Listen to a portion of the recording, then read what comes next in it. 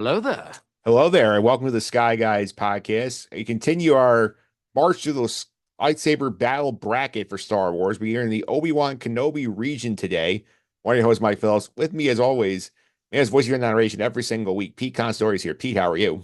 Doing great. Excited about this region. Some of my favorite lightsaber battles in this region, so it's going to be fun to talk about. And also, I'm excited to see what you guys think about it.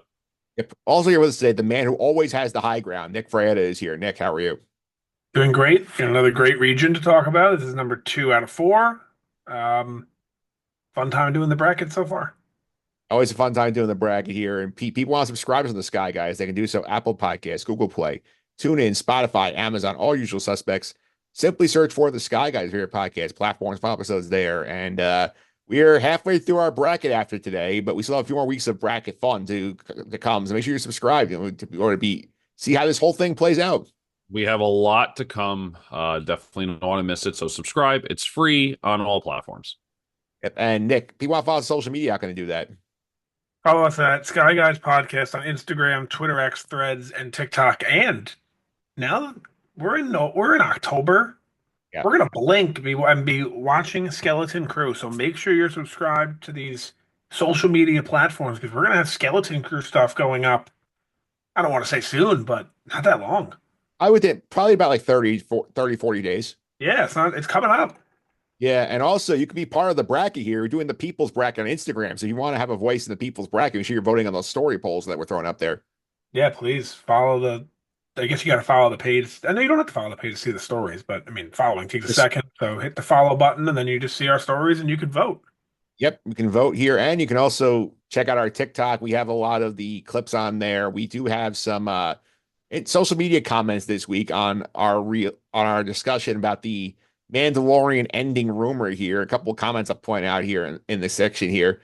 Malcolm Reynolds says on the TikTok page, Pedro seems like Ford. It was good, but they don't want to do it forever because they have acting skills land jobs forever, which makes a lot of sense. And Coach Aaron 21 counters that point and says it's not about Pedro. They can easily continue the show with a new actor slash voice.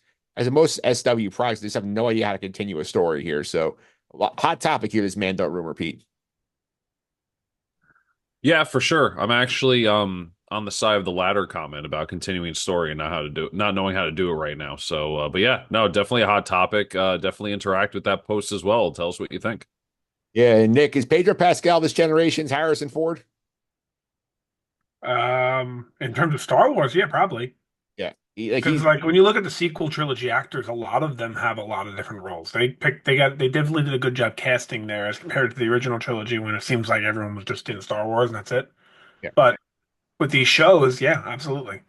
Yes, I mean, as sequel trilogy alone, you got Adam Driver, who's done a lot of different things. Oscar Isaac's done a lot of different things, and Pedro Pascal from the TV universe. And then came out Game of Thrones first, but like this was his big break, though.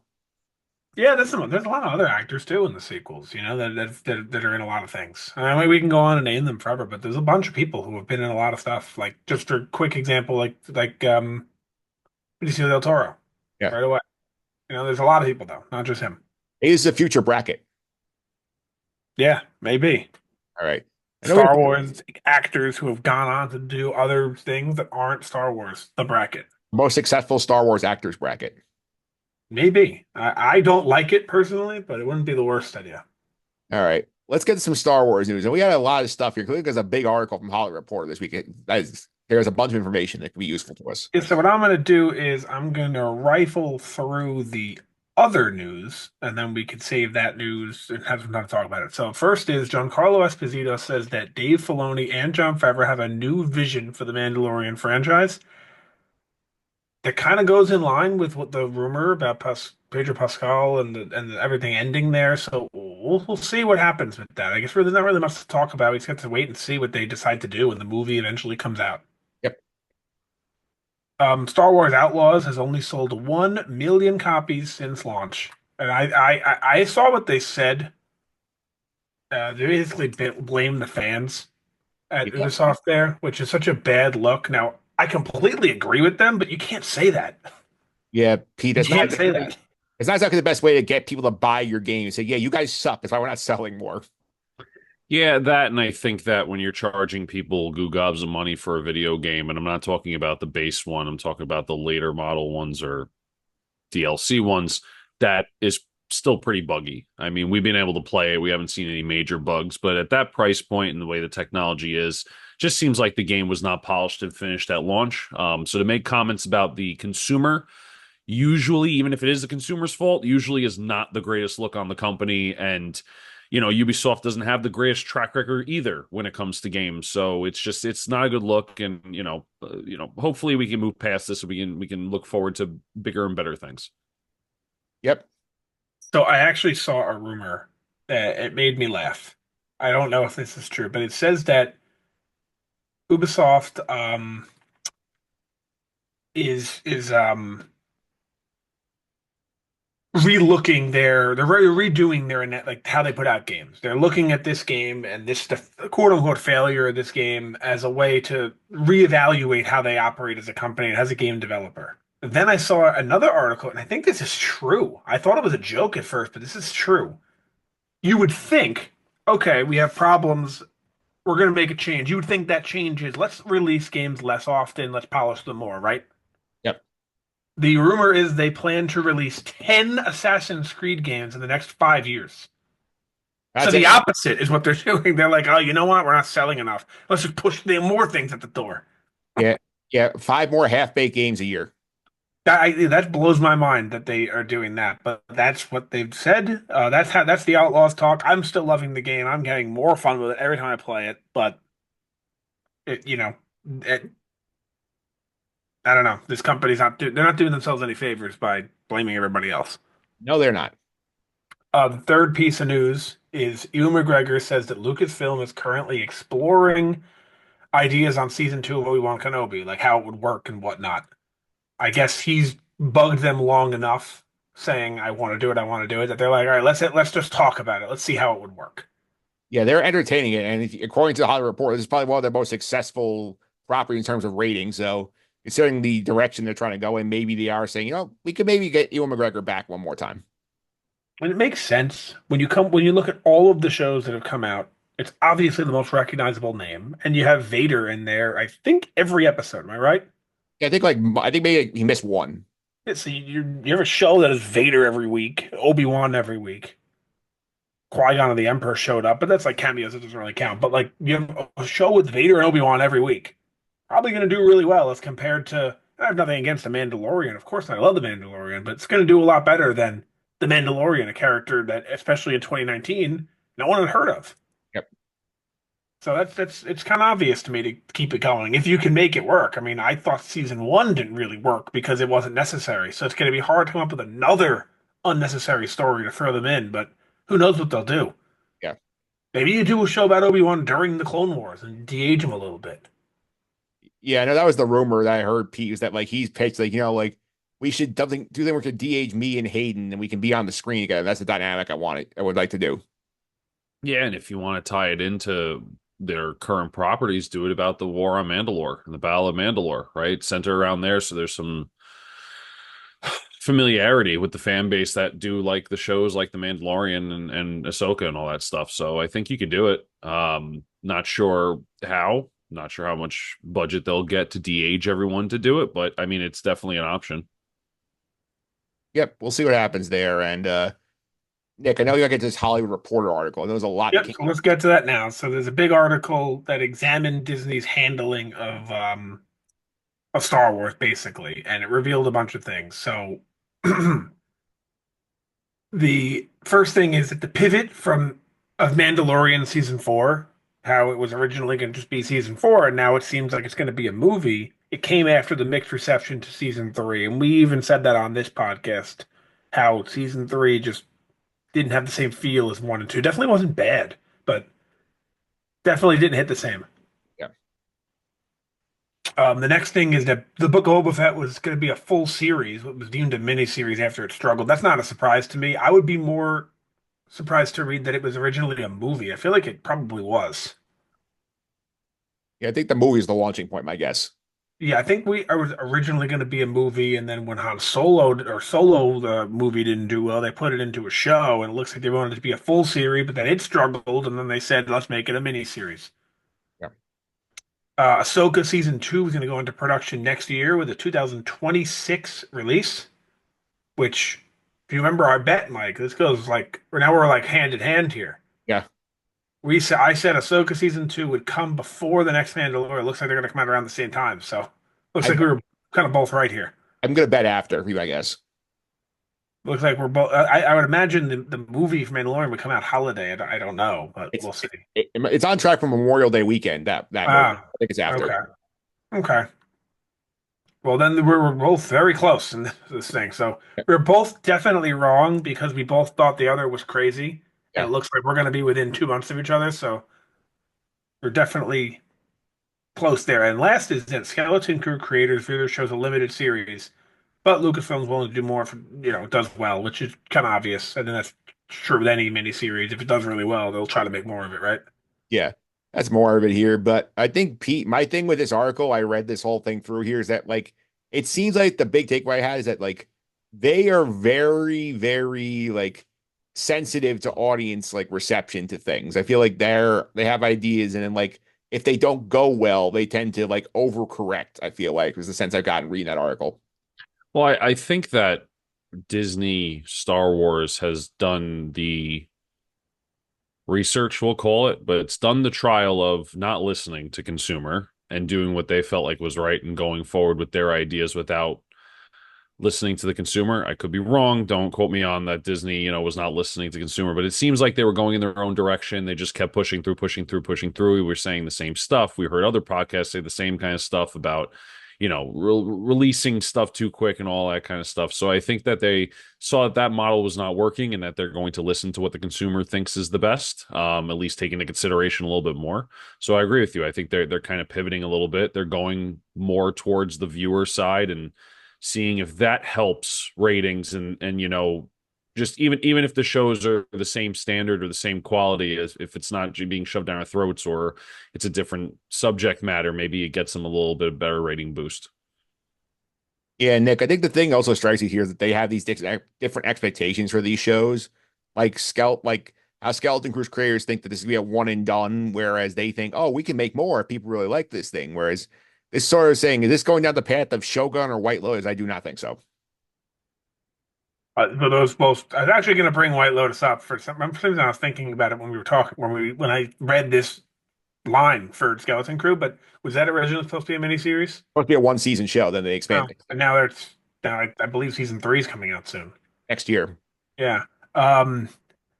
So I don't hate, but see, you're saying is like it seems like they're pivoting, and I respect that. So like the reason why is they're pivoting as to what fans don't like. They're putting something out. If a fan doesn't like it, they're saying, okay, we won't do more of that. But what they're not doing is they're not pivoting like crazy and trying to feed the fan stuff they do want. Do you know what I'm saying? Because it sounds crazy. You would think like, well, give me what I want. I'm a fan. That's what I'm asking for. But I think it's safe to say the fans do not know best all the time in terms of what they actually want. Yeah. So my point is taking the Boba Fett show that's supposed to be a full series, making it a mini series, and then eventually shelving it, shelving Acolyte, um, changing Mandalorian. That stuff I think is good. They're taking stuff away that we didn't necessarily love. They're Yeah. not shoving something down our throat that they think we're gonna like instead. Yeah. Does that make sense? I can see it. So that's my view on that. The article, though, I mean, I don't know how else to put it, and it sucks because it's our podcast here, but there's no other word to describe Disney Star Wars except disaster. I don't think there's any other word, It's not gone great. right? Like, there's been a lot of content, which is great, but I did see something on I think it was on Reddit. I don't remember. It wasn't about Star Wars, but it was about the Lord of the Rings show, which I haven't seen. I've heard really good things and really bad things. Yeah. But anyway, there was a picture and it said any Lord of the Rings is better than no Lord of the Rings. And someone wrote, if you need to write that, you're admitting it's bad. You're admitting it's bad Yeah. by saying, yeah, it's bad, but I'd rather have it than not have it. Yeah. So it's a shame, but at least we have all the old stuff to look forward to and or to look back at, and a lot of the new stuff to look forward to that we still like. Yep. So I think, is that it for the news, we would say? Yes. All right. So let's get into the battles we're talking about here. We got four of them this week. We got a couple from Revenge of the Sith. We got Anakin and Obi-Wan's climactic battle on Mustafar is the one seed, two overall, taking on the Anakin Count Dooku fight in the beginning of the movie. That's the four seed and won a playing game. The other matchup here, Ahsoka and Maul from the season 7 of Clone Wars, and against Dooku and Yoda's fight from episode 2. So those are the four fights we're getting into today. And Pete, kind of like last week, we have like a heavy favorite coming here. We'll see if one of the other three can knock it out. Yeah, for sure. For me, it's going to be tough. Yeah, it will be tough here. So I think we should get started here with the infamous Anakin Obi-Wan on Mustafar fight, which is the climax of the prequel trilogy here. And Nick, do you want to start us off here? Sure. I mentioned last week the ultimate good versus the ultimate evil when we were talking about Yoda Palpatine, and this is kind of the battle. This is the battle that goes hand in hand with it. They're happening at the same time in the movie. They're cutting back and forth between them, and we had three movies build up to this. You knew at some point Anakin was gonna get something. We don't even know, I think, if he was burned or not. I think we assumed it was burned. We didn't know, right? Going into the Yeah, prequels. So you know it's happening at some point. You know there's a big battle happening. You assume between him and Obi-Wan based on dialogue in the original trilogy. So here it is. We waited three movies for it. It's an ultimate battle, teacher versus student, and it's a fantastic battle. It's like one of the best choreographed battles in the entire prequels and Star Wars as a whole. The setting is unbelievable on Mustafar, and the stakes are extremely high. You know what's going to happen, but you also don't know what's going to happen, which is what makes this even better than a lot of other battles. In that, yes, we know they're both going to survive, and we know Anakin's going to quote unquote lose. We have no idea how, what's going to happen to him, though. yeah, For all we know, he gets out of here alive and then trips and falls on the way out and lands in the lava. yeah. For all we know, I mean, obviously that'd be bad writing, but we didn't know at the time. So very and another epic score in this battle, one of the most memorable there is. So really a fantastic battle. Yeah, Pete, one thing I also noticed you when watching it on YouTube is obviously like it's the longest one we have. It's about 9 minutes, like uncut on YouTube. But like you can see, you remember go back to the movie too. This cuts like about 7 or 8 different times, cut back and forth to it. And there's like a different phase of this fight, like every time. And like none of them really miss. Yeah, no, I think everything is spot on throughout. I do like, we talked about this last week. I like how they do the cut between, lightsaber battle versus what else is going on in the universe and stuff like that. I think it makes it more, I don't want to say relatable because this is not relatable, but it makes you feel like you're actually in a timeline versus just watching a stationary thing.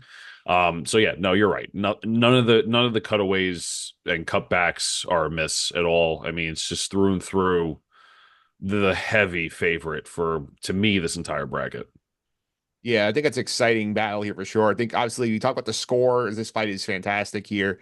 The importance of the story here, very important, obviously, because we've heard this. This was referenced back in the original trilogy. Then we never now we get to see it. We don't know how this really ends because we all know that they both get out of it. Anakin's in the suit. We finally find out why. We get a lot of interesting dialogue in this fight here. So like I think overall, very, very complete battle, Nick.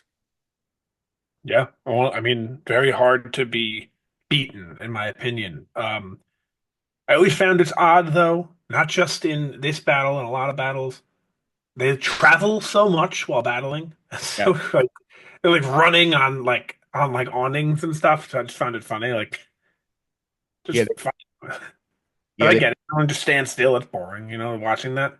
But I just always found that funny. yeah. And Pete, one of the funny things I always forget about when you watch that fight, and then when you see it going on here, is like towards the last third of the battle when they're on the floating platform, floating on the lava, fighting each other, and then you see these two random like Mustafarans who are working, and they just see this fight going on. They're like freaking out in the background. That's always funny. Yeah, it's good. It makes it feel like it's not secluded too. It gives it a little bit more life than just the two main characters. But I agree. Yeah. Anything else you guys want to add on this one before we go to its opponent? I mean, we should probably talk about the ending, right? Oh, he should. I mean, ends on the infamous high ground moment where Obi-Wan lands up, jumps on on the mountain, says, "I have the high ground." Anakin jumps up, he sliced his limbs, both legs and one of the arms off here, and he gets left to burn, which is a very powerful visual, Pete, for the death of Anakin Skywalker, essentially. Oh yeah, for sure. And like you said, it's the personification of the death of Anakin Skywalker as we know him in the trilogy. Um, to me, a perfect ending to the battle. Yeah. Yeah, and the moment's mocked sometimes because they're like, it's like I have the high ground, it's over, and then it's like meanwhile, and then it shows like whatever, however many years ago, I guess 13 years ago, when Obi-Wan was down holding on to dear life, and Darth Maul was up there. But like, how come high ground didn't matter here? But like, I think it's just the arrogance of the Sith and Maul Yeah. having thinking there's no chance he can do anything like that, you know? Yeah, I think that makes some sense here. And speaking of the Sith, you go to another battle here. Well, this opponent here, the Anakin Dooku fight, which I will save Nick for a second. So I'm gonna Nick loves this fight. So Pete, your thoughts on this opening lightsaber battle from Revenge of the Sith? Yeah, it's good. It feels to me, and I can't remember. I feel like I've said this before about a different lightsaber battle, but it also feels like a boss fight. Um, this wasn't a play-in, was it? It won its Maybe place. that's Oh, maybe that's why. you did mention it about this. You said it was Yeah. like the sequel early game boss fight. Yeah. I think that's why I thought of it because I forgot it was a play, and so like that to me is where it takes away a little bit for me. I think it's still very good. I think the choreography is good. I don't think there is a score. I think it's just non-existent, right? I was rewatching it today and there was just lightsaber sounds, which I find good in some instances. One of my favorite franchises, movie franchises, John Wick. There's really not a lot of background music in scenes, and I feel like it makes it a little bit more quote unquote authentic. So that was cool. But there's really no score. Importance to the story. There is some importance there. But again, it just seems very like you're starting off the game to defeat the one boss that's not going to be there for the rest of the movie. So it's just or the game. So it's just I like it, but I don't know how far it gets. Nick, I know you want to win. I know you love this one. I do. To me, this is just it shows you so much. You know, in 2005, we had never seen the Clone Wars. Didn't exist. I mean, of course, the '03 Clone Wars existed, but '08 Clone Wars did not exist yet. The growth of Anakin's character between episode 2 and 3, we hadn't seen at all. And this is your proof that he's a different guy. You Yes. see him at the end of 2 go up against Dooku. He's very arrogant. He gets crushed, for lack of a better term. So does Obi-Wan, really. But he stood no chance. And you see him in this battle not only have a chance, but it's relatively short, this battle. I think it's like 2 minutes total. It's relatively short. He makes, quick work of Dooku. And a lot of parallels here, like the parallel to to Return of the Jedi at the end, where Anakin is in Luke's spot, or Luke's in Anakin's spot, and Dooku's in Vader's spot there. And you have Palpatine telling him to, kill him at the end there. And I just love this battle so much because I think it just shows Anakin's growth so much from the Clone Wars and something that is, I think, a little bit lacking in the prequels. When you see Episode 3, you think of him as just, oh, he's still this whiny teenager. He's just a little bit older now. Yeah. But it's not really the case, and this battle kind of proves that. Yeah, the choreography is fun. You get to see the temptation here. There's the first real sign that he's going the wrong way. Is like when he's has Dooku's hands cut off and has him basically like at lightsaber point, and like Palpatine just kill him. He's like, I really shouldn't. And then Palpatine's like, just do it, and he does. So that's a cool moment. And it does contain one of the most unrealistic sequences in Star Wars history because it locks during his franchise here. But the fact that like Obi-Wan gets knocked unconscious early in his battle again, and Palpatine drops a bridge on him, and somehow does not has no major injuries, doesn't have broken legs or anything like that. Like that's probably the craziest thing I would see in Star Wars. It pins him down. It looks like it was Dooku, not Palpatine, but it looks like he put it on him ever so gently. Yeah, Looks like he was tucking him in with a blanket. yeah, yeah. It's a 3-ton blanket. Yeah. Anything else you guys want to add on this before we do our vote? One quick thing, and then we'll do the vote. There is, I never realized that Pete's right though. The lack of a score there, and I like that a lot. It's actually really cool. It adds to the intensity. I feel like, Yeah, you sort of like thrown right into the moment. yeah, pretty cool. I'm willing to. I'm ready to vote. All right, so I know I will vote first here. Obviously I'm putting Anakin and Obi-Wan through. I feel like this is a slam dunk in my opinion for the legacy alone, let alone all the awesome other aspects of it here. Nick, are you throwing Anakin and Dooku a pity vote? No, I'm not. I'm going to give the Battle of Heroes the vote. Um, the other one may be my favorite, but that doesn't mean I think it's the best. Yeah, You know, I'm a yeah, fan of the New York Giants. They're my favorite team. I know they're not the best team. yeah. Pete, your vote. Yeah, clean sweep. Battle of the Heroes. I think for me, what the determination of it was memorability. I think that that fight, I only remember the very, very tail end of the Dooku fight versus I remembered a lot from the Battle of Heroes, and I think that's where I get the push to push that forward. Yeah, and on the Instagram poll, Battle of the Heroes advanced the people's bracket, 88% approval rating from the audience. So 12% were with the Anakin Dooku fight. Yep. And it wasn't me. I don't vote on these polls. All right, so that's up here. Next up here, we have two more battles here. Ahsoka and Maul from season 7 of the Clone Wars against Dooku and Yoda from Attack of the Clones here. So I think we should start with our two seed here. This is for people that are not seeing Clone Wars. This is the conversation that's happening the same time in the timeline as like Anakin and Obi-Wan going to rescue the Chancellor. So right around the same time the battle we just talked about.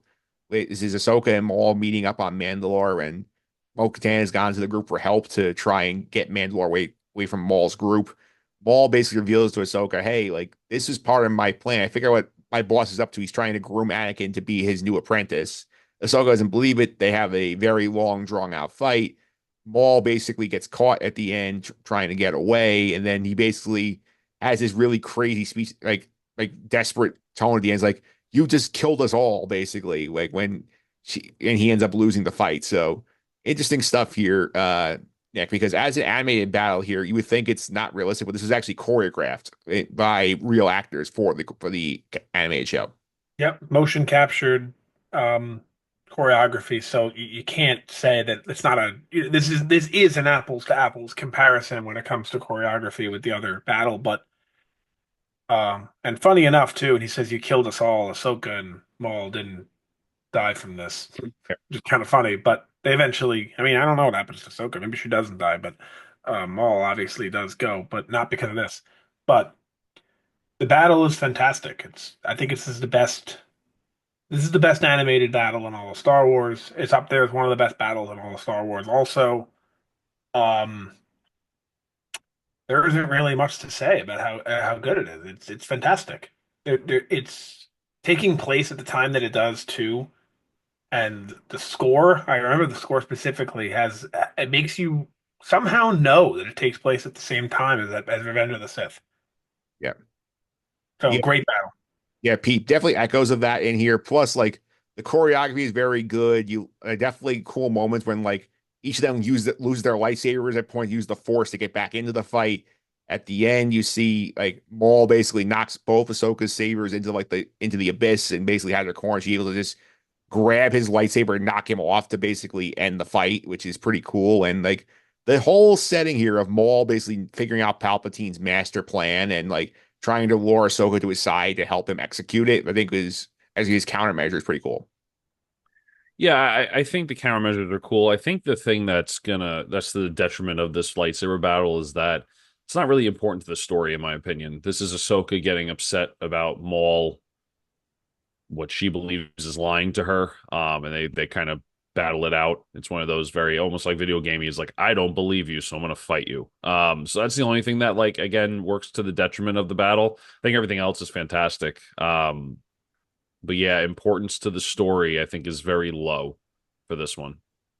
Yeah, Nick, I think that's the one problem here is that like considering it where it is in Clone Wars and the fact that the consequences Maul mentioned sort of go, oh, like will you kill us all? Well, I didn't die. He didn't die from this. Ahsoka didn't die from this. A lot of the clones did, but they didn't. And I think like there's a perfectly valid way to watch Star Wars where you can never see this fight and still feel like you have the whole story in your hand. Agreed, but I think this just has to do with the timing on things that were released. If Clone Wars came out consecutively and this came out not in 2020, but let's say 2015, and Rebels came out in 2016 instead of 2014. So this would have come first. This would have a lot more importance because we would have no idea if either of them survive. Yes. Watching this, knowing they both make it out, and knowing at least already knowing Maul's fate at that point, and already knowing he's going to show up with Crimson Dawn in Solo, he's going to show up in Rebels trying to get Ezra to whatever he wants to do with Ezra. He's a little creepy in It, Rebels, but he's grooming Ezra, it feels like, to be his. yeah, but he's a little creepy about it. Yeah. He's a little creepy in Rebels, but and you know Ahsoka's going to show up already in we already know she shows up in Rebels, and I think at that point we hadn't seen it yet, but it was already confirmed that she was going to be in The Mandalorian. And there's a Season rumor she's two. going to show up at some point. So it lost a lot of important points because of that. Now we you can say that's true about any prequel battle because you don't know who's gonna live. You already know who's gonna live and who's gonna die in most of those battles. But this one was a little bit different because it was like the climactic battle of the Clone Wars, and it really was like we know who's gonna win. Or excuse me, we know no one's gonna win. Yes. And it also feels like a much less important battle, I feel like, Pete, because like we know like what's going on at the same time as this. This feels like the undercard to the heavyweight match we're seeing otherwise on the big screen. I agree. 100%. All right, so let's go to the other battle here. Dooku and Yoda from episode 2. This is the final lightsaber fight in Attack of the Clones, where Dooku has knocked out Anakin and Obi-Wan in the hangar, and like he's cut Anakin's arm off here. Yoda shows up. They fight with the Force for a minute. They throw things at each other, basically, and Dooku uses Force lightning, and that Yoda's able to basically redirect it or absorb it. Then they have a very quick lightsaber fight. Dooku realizes he's getting outgunned and it's just throws a column to try and kill Obi-Wan and Anakin. Yoda stops to save them. He runs away. That's the whole fight here. And I'm going to go on record here. This is highly overrated in my opinion. I'm surprised it's in the bracket because I feel like for what we get, not much actually happens here in the lightsaber fight front. Pete, why don't you answer? I mean, I agree on the choreography sense, but I think to me, Attack of the Clones is probably one of the most underrated Star Wars films. I know there's a lot of heat about that film in general, but let's be honest, this is the start of the Clone Wars, right? This ending battle of it's Battle of Geonosis, right? The first one out of the two that we see, one in live action, one in the Clone Wars show. Um, this is a monumental lightsaber battle that finishes off a battle that we see on the live action screen. So I agree when it comes to maybe score and choreography, not the most memorable either. I can't tell you that, oh, Yoda did this, that. I know it was a good fight. It wasn't astronomically impressive, but it's pretty damn important to what Star Wars is about. And I think that movie itself is pretty damn important as well. And I think because the movie comes from the underrated batch of Star Wars movies, everything in it suffers. So I would argue that the importance of this lightsaber battle and the Battle of Geonosis in general is through the roof here. Nick. I agree with you. It's very overrated. But I also disagree with you in that if you remember when we went to go see Attack of the Clones, I remember when I saw it in theaters. I saw The Phantom Menace in theaters too. I don't remember seeing it, but I know I did I think I saw it twice. I don't remember, but I remember seeing Attack of the Clones and a couple times actually. And the times that I went, the talk of the town. You remember you'd walk out of the movie and everyone would talk about it. The old days, now everyone's on their phone, but you would talk about what happened. Even people you didn't know, everyone talked about Yoda fighting. That was the first time we saw Yoda fight. That was unbelievable. It was, oh my God, we saw Yoda. We saw Yoda. So the memorability on this to me is through the roof. Through the roof. One of the highest in all of Star Wars. But I don't know that the choreography, like Yoda was just jumping around. I couldn't even see what he was doing. Yeah, we're so far zoomed out too. It's like Yeah. it's like because they're trying to hide the CGI elements of it, and it's like you're seeing the wide shot basically of him jumping up around, and Christopher Lee's basically swinging his sword. Like who knows what he's swinging at in real life, but like we don't really get a close up look of anything. Like, we get much more close ups in Revenge of the Sith when Yoda's fighting again. Yes. And if you remember, you go to some movies opening nights, you know how some of those crowds are where they're Yeah, cheering and whatnot. When Yoda came out, they were going nuts. yeah, Nuts when Yoda came out. That was like, I remember that as being the first movie that I had been to where a crowd was like that. Yeah. And then, of course, that just became a thing in Marvel movies and Star Wars movies and Harry Potter and whatever, what have you. But this battle, I feel like, is really overrated and really underrated at the same time, which sounds a little strange, but it's how I feel about it because I think the choreography is a little overrated. Like, I don't even know what Yoda's doing. But as Pete mentioned, it's pretty important, and it was definitely really memorable Yeah. in terms of this was the battle of Attack of the Clones. Yeah. But to your point too, you were like, I'm surprised it's on the bracket. I'm not surprised it's on the bracket, but I'm surprised it's ranked where it's ranked. I Yeah. feel like it would have been fit better as a 4 seed, maybe, but it's still a good battle.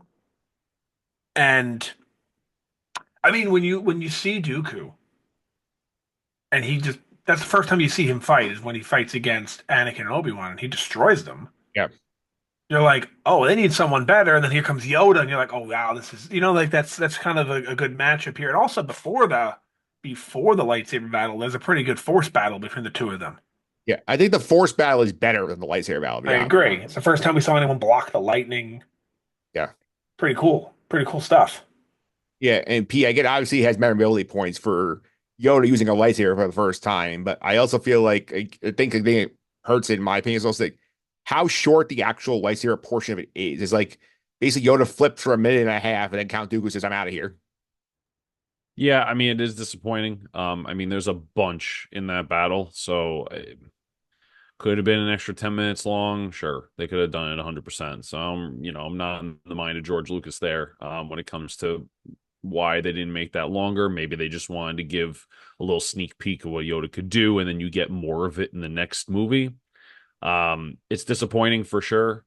To like clarify a comment I made about not memorable. I remember it happening. I don't remember the choreo. You know what I'm saying? Like it's not like stand outish, right? I remember it happening. I remember it's a thing and it's something that I'll always remember from Attack of the Clones, but memorability in the sense of what happened in the battle, lightsaber wise, because I remember him catching the lightning and making the little ball in his hand and sending it back. But for the lightsaber portion, like you said, it's very short. It's underwhelming, but again, very important.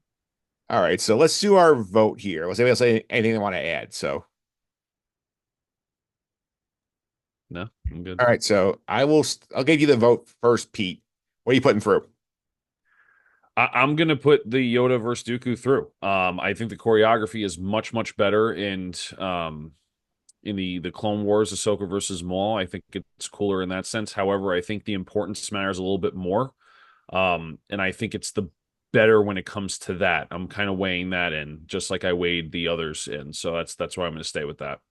Yeah, I'm gonna put the Clone Wars battle through. I think the choreography of it puts it over the top. I think if you've seen Clone Wars, it's adds a lot to your story viewing here. I think that puts it through. Here's a Nick, you can break the tie.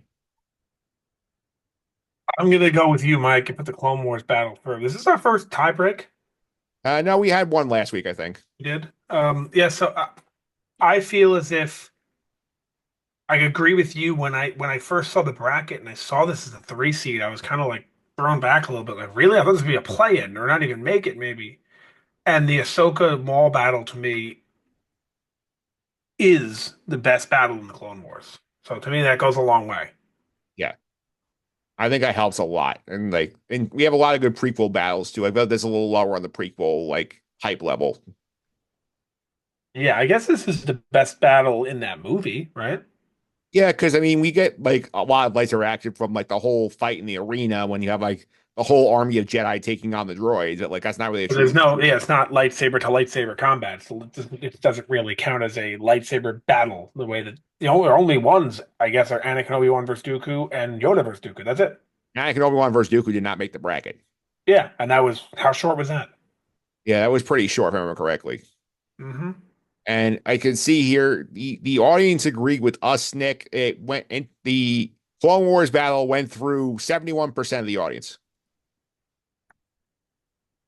Yeah, that could be recency bias as well, but I mean, it's not that recent. It's almost 5 years ago. It's 4.5 years ago versus 22 years ago. Yeah. Now let's get to our final matchup of the night here. We have the Kenobi region final here. We have our 1 seed Obi-Wan and Anakin from Revenge of the Sith in the Battle of the Heroes against Ahsoka and Maul's Clone Wars fight. So I'm gonna put this out here. Does anyone want to put a vote on the Clone Wars battle? I feel like this might be a sweep. No. Nope. All right, so that's a clean sweep from us. The Obi-Wan Anakin battle moves on, and closer on Instagram though, 67% to 33% for the Clone Wars battle had some fans.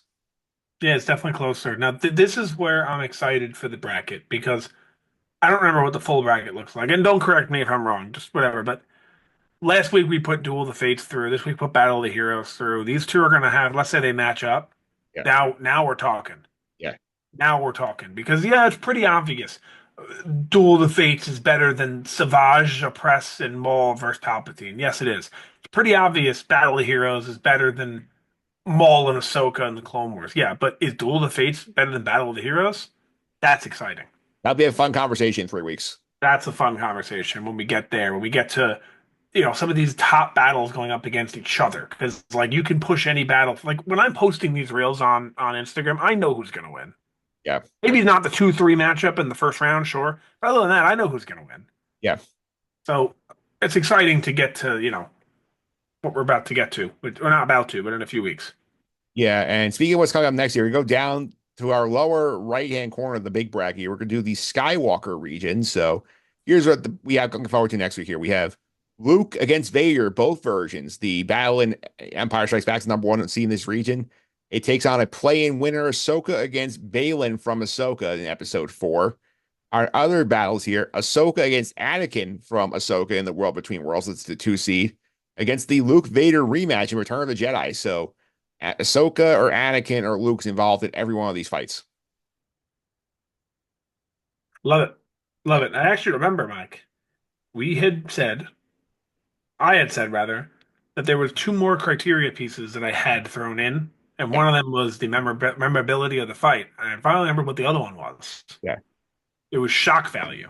yes, Is if there was anything that happened in the battle that was shocking, which I guess like that Yoda one was kind of shocking. We saw Yoda with a lightsaber. We never saw that before. yeah. That was what it was. So I'm gonna try to again not use that in like a numerical way, but I'm gonna try to use that moving forward. Yeah, Pete, next week is gonna be interesting. I feel like this is not as slam dunk as some of these first 2 weeks were. Yeah, I mean, I think the real challenge for us and for the viewers is going to be stacking up a very recent show versus the original trilogy. Yeah, Just face value, choreography is going to be better now than it was back then, CGI, all that kind of stuff. So I think it's going to be really tough to really objectively not pick the Ahsoka ones over the other ones. Granted, the two Luke Vader fights are iconic, so it will stand a chance, but that's going to be the tough part for us, I think. yeah. I'm curious that World Between Worlds, but I haven't rewatched it since it aired, so I'm curious. Get to go back and look at that again specifically Yeah. and see more of that. But that's coming up next week here. I thank you guys for coming on. As always, really appreciate it. Pete, people want to follow you on social media. How can they do that?